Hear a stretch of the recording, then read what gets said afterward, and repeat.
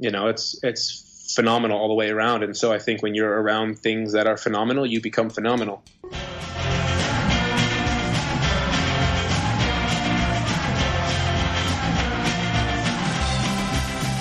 All right, welcome to Season 2 of Save the Track Bike.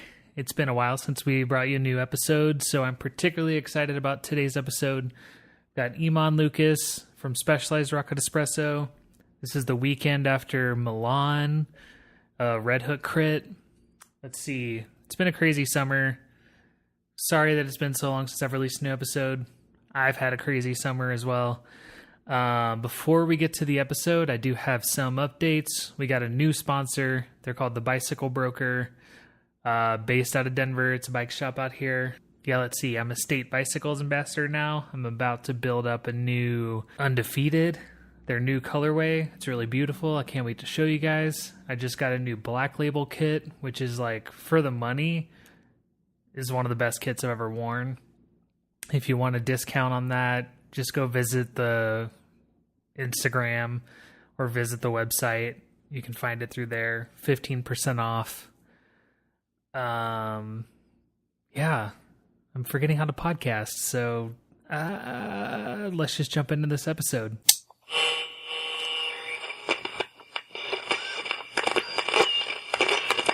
All right. Well, my name is Eamon Lucas. I'm 25 years old. I call Pacific Grove, California home.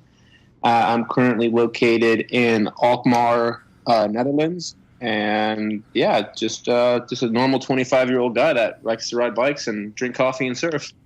So what are you doing in the Netherlands right now? You're for your road team? No. Or? Yeah, so at the end of last year, end of 2017, in September-ish, I signed a contract with the Dutch Continental team. Mm-hmm.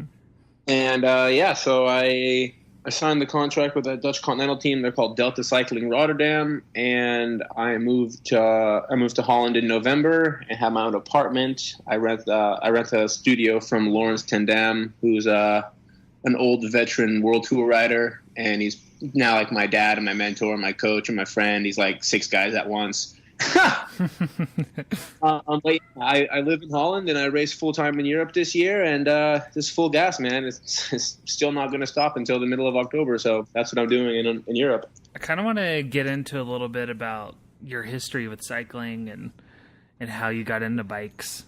All right. Well, it all started with my good old dad, Jason Lucas, Pops. He also raced bikes when he was a kid and into his young adulthood. And when he was around 19 or 20, he actually was hit by a car and was in a coma for 60 days.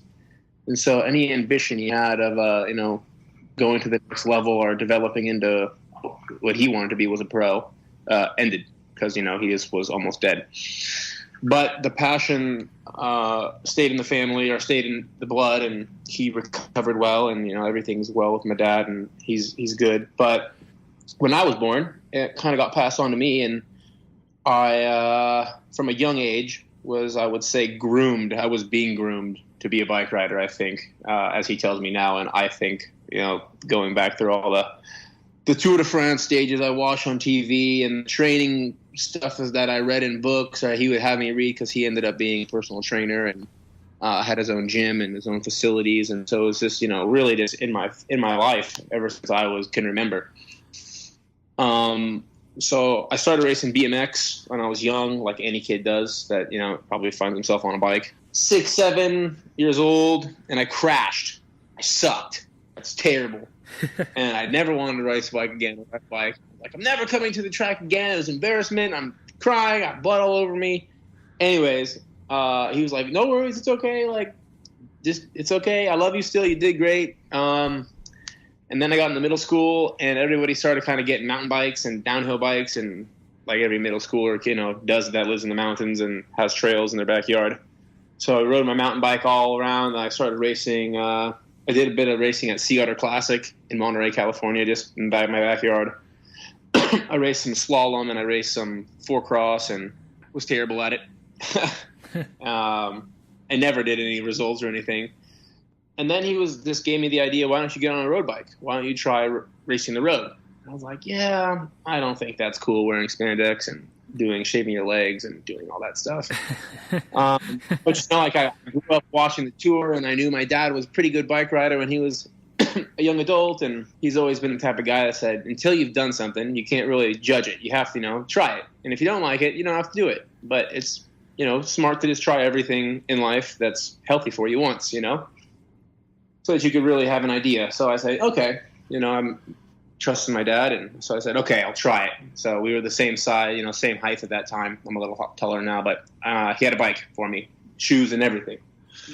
So I got on it, and I sucked, but there was something about it that I was better than all the other times. And so I started riding more, and at the time I was a junior in high school, and I was playing lacrosse full time and wrestling also. But I was really trying to go to school for a lacrosse scholarship at the time. So I was going to lacrosse practice like 3 times a week, twice a week, but still riding my bike 5 days a week. And it got to the point where I was like, look, like I really have to choose, like, am I going to go to school or do I want to try to ride my bike? Because now I'm starting to get good at it. I'm starting to see improvements. I'm losing weight.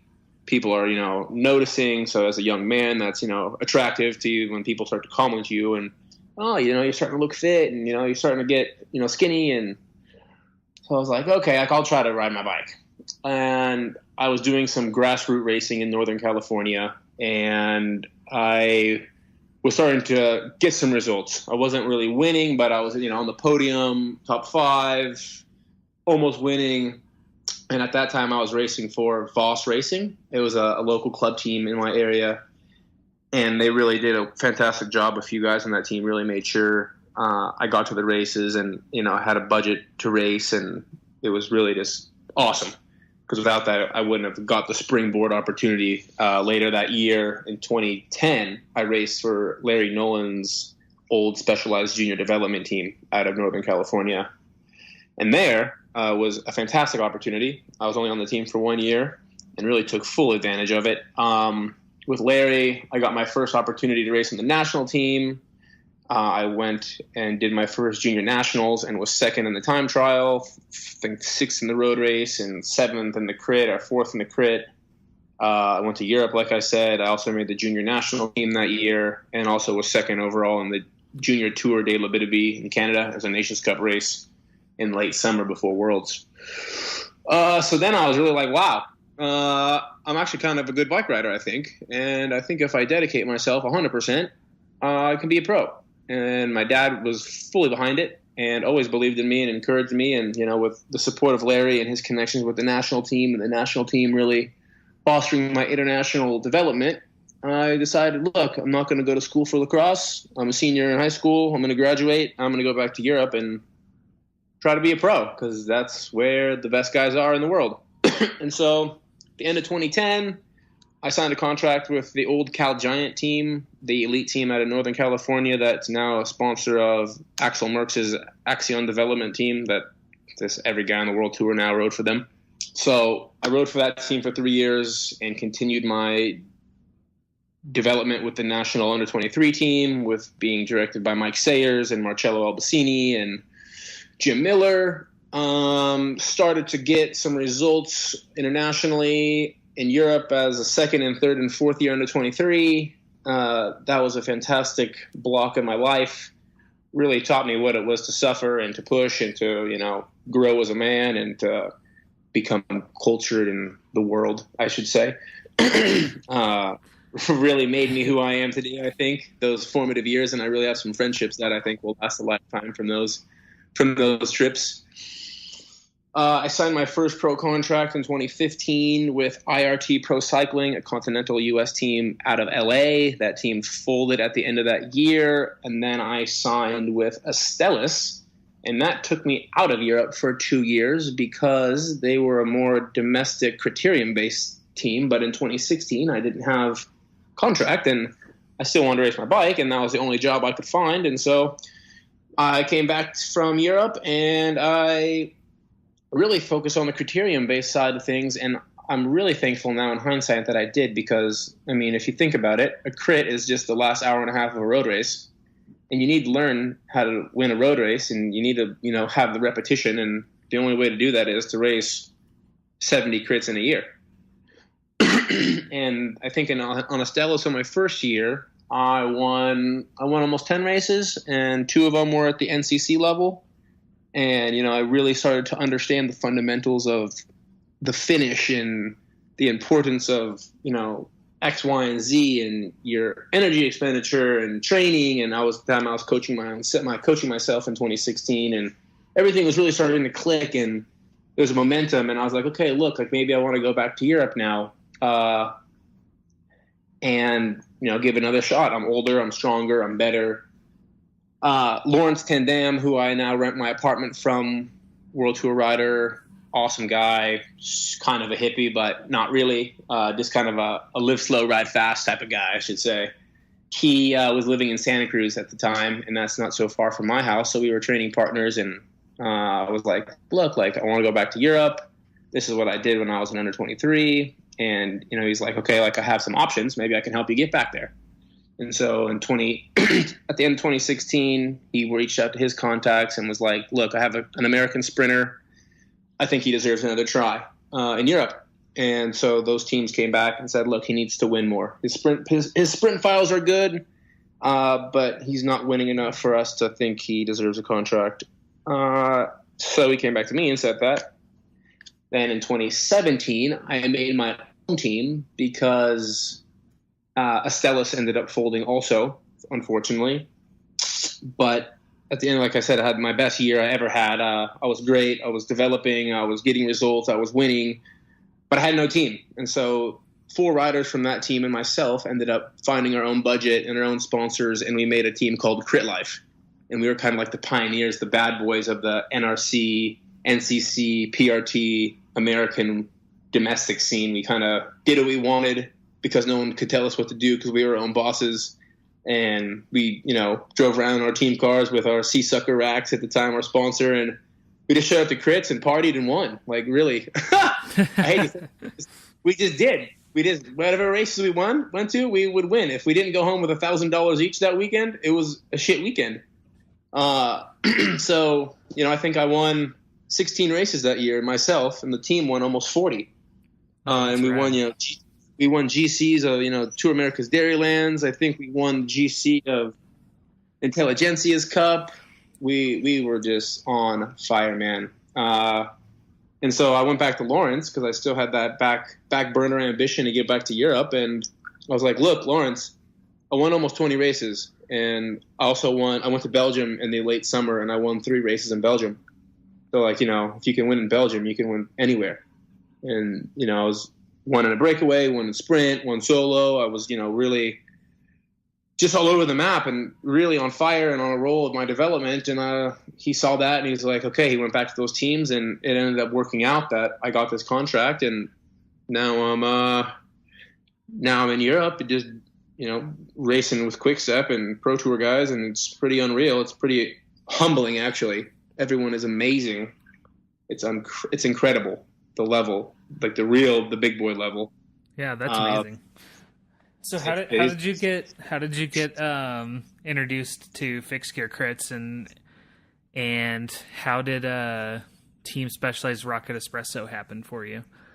Yeah, so one of those teammates on that 2016 and 17 team, Aldo Ilicic, was racing for Specialized Rocket Espresso in 2016 with Colin Strickland when they were just super dominant.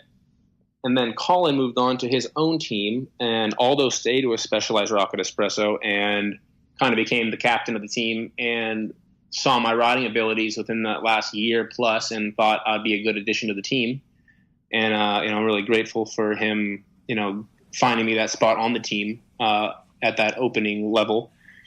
And with that door being opened and me taking to that type of racing, it was really, really fast, really aggressive, really, high profile performance, kind of right up my alley, what I'm good at. I flourished. I really had to learn a lot because I had never even ridden a track bike so much. And then I was, thrown into a fixed gear criterium at night with guys that had been racing for 10 years in this discipline. So it was kind of a fixed gear for dummies aspect. But it was great. You know, my first year with Rocket Espresso, I raced all the four red hooks. I was top 10 in Barcelona. I won a crit in Holland. I won a crit in Italy. I helped my teammate Stefan win the crit in Brooklyn for red hook, and you know, it was.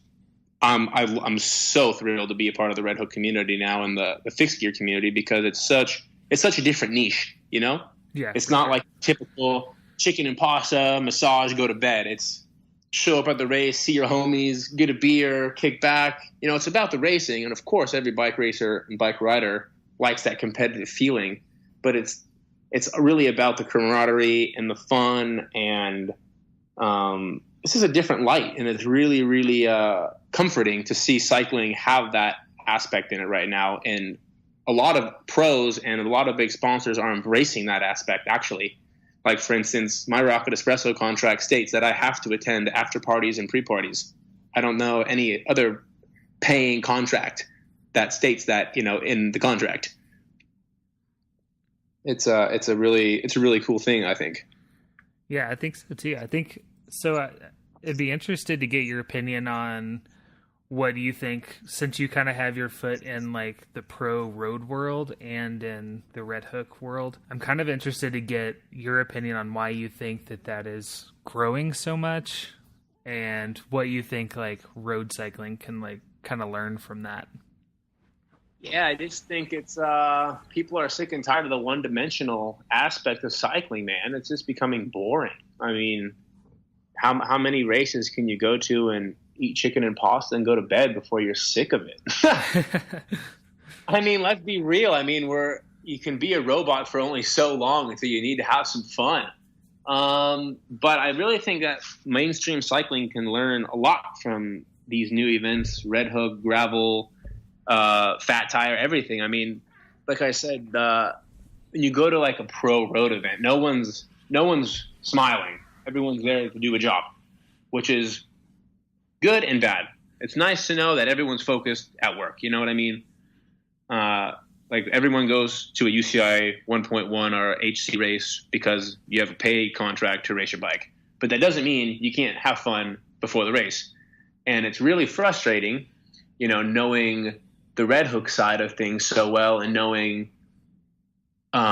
even the people at these big pro races, you know them outside of the race environment, and they're really fun people, and they're really cool to train with, and they're funny, and they're, you know, kind of outgoing and loud, and well, loud for a road cyclist, and, you know, outgoing for a road cyclist that's a pro in Europe. They're not like McGregor or anything, or, you know, Mick Jagger or a rock star, but they're fun guys. And then they go to these events and they're just cardboard boxes, man. They're so boring and they're bland and it's not fun. And it's like, bro, loosen up, man. The race is the next day at noon. Smile. Be happy. You're at a bike race. Like, we all love this for one reason, because we like to pedal our bikes. Show it, you know? That's my biggest thing. I think that pro road cycling can take from all these really cool micro events that are in the development stages right now, that it's okay to just be yourself and to have fun, because that's why we ride our bikes, because it's fun. And also, like, a team like Specialized Rocket Espresso, just like seeing like the rad design and stuff. Yeah, I mean, like just seeing that flair, like Specialized kind of always does that anyway. Like, Peter Sagan is always like, you know, most stylish rider out there. Gon has that pizzazz. I mean, not just because he's been the world champion, but, you know, he's himself. Yeah, he doesn't care what anyone thinks, and the best part about it, yeah, he's the world champion. So the world champion doesn't care. He cares about his image, which is great. Everyone should care about their image to a degree. But he's himself, and he, you know, put on a fake facade for anybody. You know, I think he really did the sport some justice, being a world champion with that type of personality for so many years. He really made it cool to ride a bike, you know? Mm-hmm. And so, yeah, you look back at like Specialized Rocket Espresso, like you said, cool designs, cool, you know, cool. It's cool. It makes cycling cool, man. Like, not boring, not bland, not, I don't know, like a door or something. That's for sure. It's like a party. Well, it's funny because like you're talking about like when kind of you were younger and you didn't think road cycling was cool and everybody was like getting into mountain biking and stuff. And then I just think that there was like this stretch of time like where road cycling was not cool, and I think it's getting cool again. Because if you go back to like Eddie Merckx and you go back to like Copy and you go back to like the first days of Tour de France and stuff, like it's a brutal, really cool sport. And then like those guys they ride their balls off for like 200 Ks and then drink beer and smoke. Like, yeah, I mean, I'm not encouraging smoking, and I'm not encouraging alcoholism to any degree. You know, having a beer or two with your buddies is fun, and you know, if you want to smoke, you're probably not a cyclist. But I mean, those guys were loose guys. You know, there's those posters of you see them all on those dirt roads in France and Italy, smoking and drinking all in a line. Right. I mean, that's cool, man. Like, it just shows so much more backbone and structure to these guys. And now everyone's just afraid to laugh at the dinner table at dinner. You just think, man, do you really like what you do? Or do you, you know, go do something that makes you smile? Right. No, I think that's totally true. And then I think there's also just the aspect of like a thing like Red Hook. You know, I've had David Trimble on, and you know, he's talking about the simplicity of it, or making it like a tournament throughout the day so people can like follow the narrative, or they can just like come in for the main race and just see something exciting. Right. Like, I felt like your podcast you did with Gabe. Oh yeah. And that was like a really, really good podcast on, you know, on all the aspects of Red Hook itself and how it operates as Red Hook and why it's cool. And, yeah, I agree with you 100%. I mean, you can give an individual rider, like, it's like it's the play. It's like a play. You know, you can give someone like a villain role or a hero role, or, you know, it really gives structure and emphasis to such a cool happening. I just think Red Hook and track cycling, like, you even look at the 6 days. I mean, I don't know if, you know, there's not many 6 days around anymore, but I went to my 6 day of Rotterdam last year, and it was mind blowing. I got the chance to actually go into the VIP center, like where all the beds are and where all the soigneurs sit with their riders and all the media, and it was like a play. It was so cool, and everybody was like their own individual there. And I don't understand why road cycling has taken such a drastic turn to just being so generic. Yeah, I don't know, but it needs to change, or else it's going to die. Yeah, I'd hope that it just like explodes again, because like it's there. Everything is there to make a really successful, like, just interesting sport. You know what I mean? It really is, man. And you know, like it really lets you know, like, at this day and age in cycling, winning is nothing anymore. I mean, you hear Patrick Lefevre, for the GM of Quickstep, and they won almost 70 Pro Tour races this year, and they still can't solidify their budget. Like, what's that tell you? They're too generic. They're not engaging with sponsors correctly in the right way to make sponsors feel like their sponsorship dollars are valued to stay in the sport. You know, they're just too basic. I know there's money out there. I 100%. There's money out there, and the whole structure of professional cycling needs to change for a more, I wouldn't say showboy look, but more pizzazz. You know, make it cool. Make it about, you know, social media. Like, for an example, is, I think, the biggest tool in the game. Mm-hmm. You know, it's really cool to win. Trust me, there's nothing like winning, of course. But it's so, you know, creating a brand and creating a market for yourself and a value to your name and who you represent and how you represent them and how you engage with your sponsors. And you know, it's a sad thing to not see more riders want to engage with the people that put food on their table. You know, they just take their paycheck and I need to rest and I need to sit on my ass and I. Well, let's not forget, without the people writing your paycheck, you wouldn't have the reason to sit on your ass and do nothing. So maybe you should show a little bit more respect and a little bit more just be more thankful and engage with your sponsors. I mean, that's also a really big thing. I think that's lacking in the sport. For sure. That you go. I think that's you go to Red. Oh, sorry.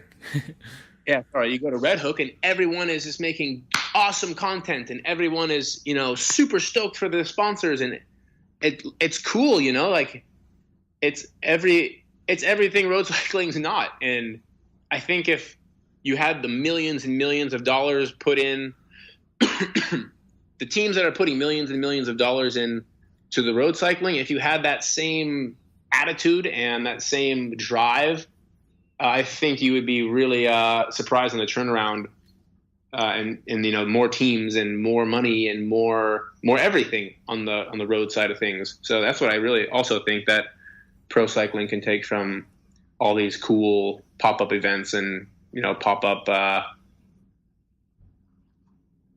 derivatives of mainstream.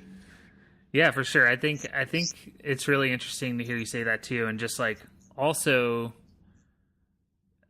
watching, like, kind of following road cycling and stuff and listening to some podcasts and hearing people like criticize, some of the more like robotic news outlets out there for cycling, kind of criticizing like Peter Sagan for certain things, or criticizing like Taylor Phinney for like posting videos every day or something. I'm like, really? That's like how you get the, it's 2018. This is how we get the stories out, Right. Like, people rip on me for my story on Instagram. My story is dope. Everyone, there's people like, oh, you're a show boy. You're fake. Like, that's who you are on Instagram. And I'm like, dude, come to my house and have a coffee with me and freaking know who I am then. If you want to have that type of idea about me, that's not who I'm not some fake guy on my Instagram. I'm me, For That's sure. like, I try to, people, oh, like, you're like an Instagram famous. I'm like, dude, if you delete Instagram, what happens? You don't have an Instagram anymore. No one gives a damn about you. So I'm not Instagram famous. I've just found something that I'm good at, something that I enjoy, and something that other people enjoy, and I've ran with it. Yeah, it's And just the about reason sharing the stories. And yeah, the reason you're criticizing me is because you're jealous, you're a hater, because you can't do it. So keep your mouth shut and keep watching my Instagram story. So I kind of want to hear about your experience with Specialized and the team, and specifically like what happened in Brooklyn for Red Hook and like your experience there this year. And then this is going to come out after Milan, but we could talk about like what are the plans going forward in Milan this weekend, and just kind of get your overview of Red Hook this year. Okay. I would say Brooklyn 2018 was not perfect, but pretty perfect. In the sense, yeah, we didn't win. But if you ask who brought the show, we brought the show. If you ask who rode their balls off, we rode our balls off. If you ask who wasn't afraid to lose, we weren't afraid to lose. And I think that's really important to remember and to stand by those values. We were the only ones not afraid to try, and we were the only ones not afraid to lose. And we only got second and third, which is not so damn bad, Yeah. And we only got second, half a wheel, if that. I think the team was damn near perfect. I think, everyone rode to their best abilities given the circumstances in that rain. I think Justin was the better sprinter. I just think, that day 14 was just a little bit better. When we go to a race with Specialized Rocket Espresso, as a targeted race like our Red Hooks, those are really our bread and butter of our contracts, and really the bread and butter of Specialized Rocket Espresso as a whole. We have not an image to uphold, but we are the show. We go to Red Hook and everyone comes to our tent. Why? Because we're the show. We also have the extra budget and the extra, finances to be the show, but that also puts some responsibility on the riders. We go to those events. We're not doors. we're not shy. We're not quiet. We are approachable. We are fun. We are in the booth. We are hands-on. We are Specialized Rocket Espresso, and that's what we're known for. That's what we've developed our name into being. I want to say with confidence and not arrogance, but I think Specialized Rocket Espresso, not just my generation, but from the start of it with Aldo and Colin, has probably been the best team to race a fixed gear bike, and not just at Red Hook, but if you want to go ahead and take all the smaller events throughout Europe, the Fixed Italia, the NL Crit Series, the series in Quebec, the series in Spain, all the different races. I think we've stamped the ground with our name, and everyone knows when we show up to a bike race, we're gonna bring the war, but also we're gonna bring the party. So that's and also at the end of the day, Specialized is known for winning. Everyone that races for this team knows that, and everyone on this team is capable of winning bike races, and that's also a reason why we're on the team. We're just not on the team because we can, talk the talk. We could also walk the walk. So it's a full package that Specialized likes to bring to the table. And I really think it's a really unique opportunity that Specialized sees the value in this fixed gear niche, in the fixed gear world, and really wants to invest in it and help it grow. It's really special, I think, for a very mainstream and I feel the best brand to make a bicycle in the world. Not just saying that, but I've only been on Specialized for my whole career except for 2 years, and the innovation and the development and product is mind-blowing every time you think the bike can't get any better, and you're like, wow, I don't understand how you do it, but it's phenomenal all the way around. And so I think when you're around things that are phenomenal, you become phenomenal. And now we got Specialized Rocket Espresso heading into Milan, and there's only one option, man. We don't go to bike races to get second. I mean, you want to win. I don't care who you are. You don't go to a bike race to get second. You don't think, it's cool if I get second today, man. No, you want to win.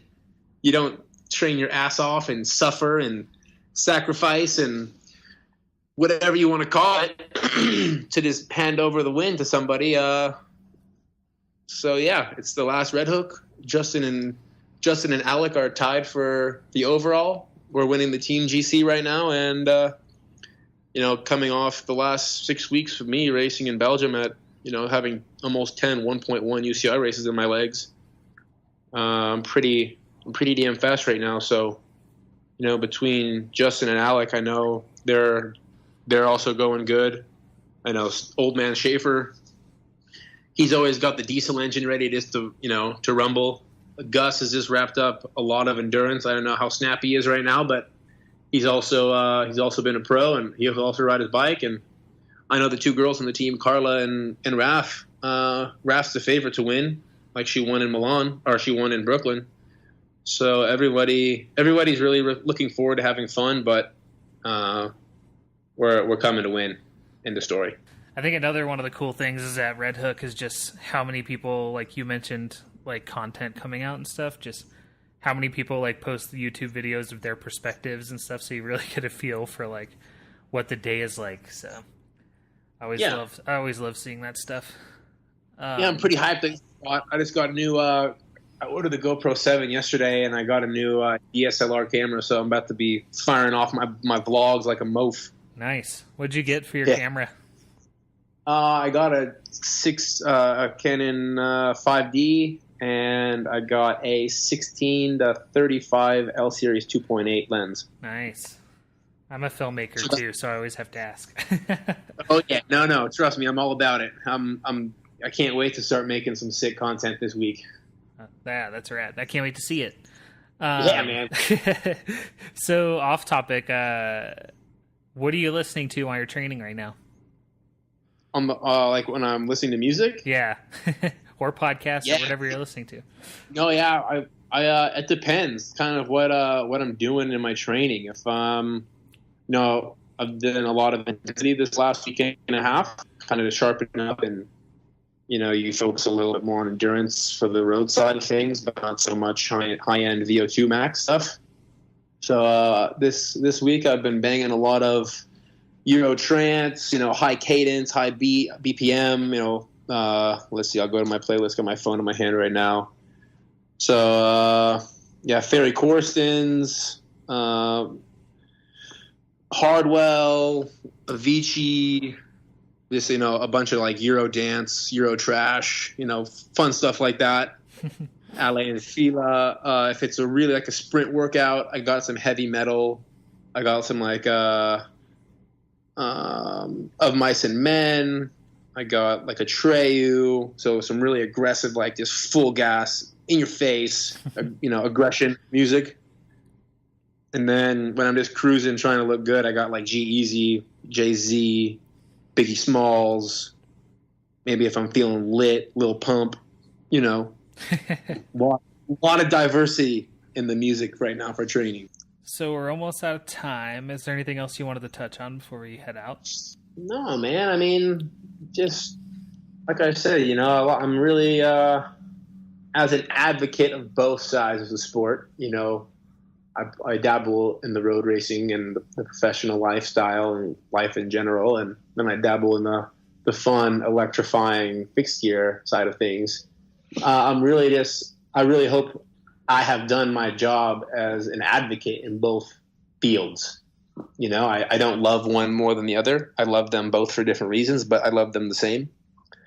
And I just want to make cycling look, and be as good as it can be, I want people to see in myself. I want to be a vessel for cycling and really be a light in both areas and make it look cool and make it look appealing to the younger generation and make it inviting and a place where you can come and, you're liked by everybody and you can be yourself and you don't have to worry about being made fun of, and it's a very safe place. So I hope that people can, if you see me or if you want to write to me and you want to reach out to me, please. I encourage people to do that because I want to grow this sport to the best of my ability because it's given me everything in life, and I wouldn't be where I am without cycling and without my, the people in my support network and my sponsors that I've developed and acquired over the years. I'm very thankful for everybody.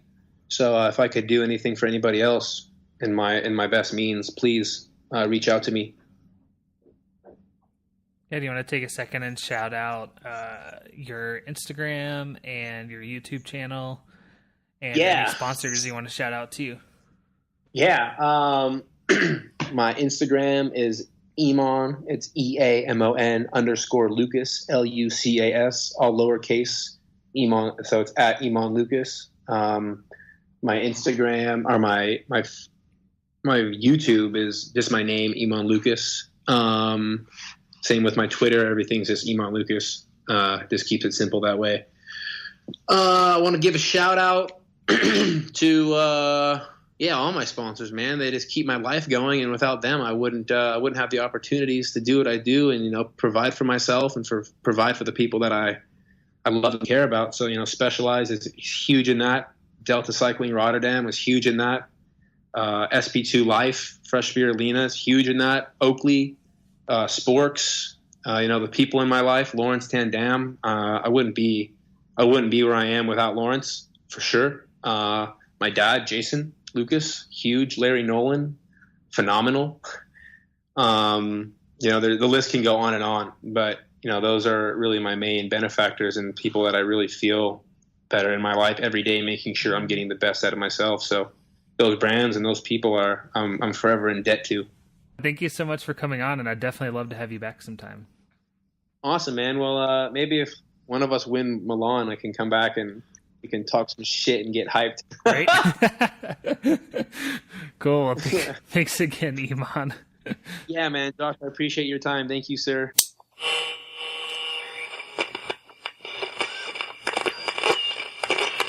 All right, that does it for another episode of Save the Track Bike. Thank you so much for tuning in. Thank you to our sponsors, the Bicyle Broker. Thank you to State Bicycles for sending me over that Black Label kit. Go to SaveTheTrackBike.com. Find us on Instagram at SaveTheTrackBike. Tell your friends about this podcast. Leave a review if you like it. All right, we'll see you next time.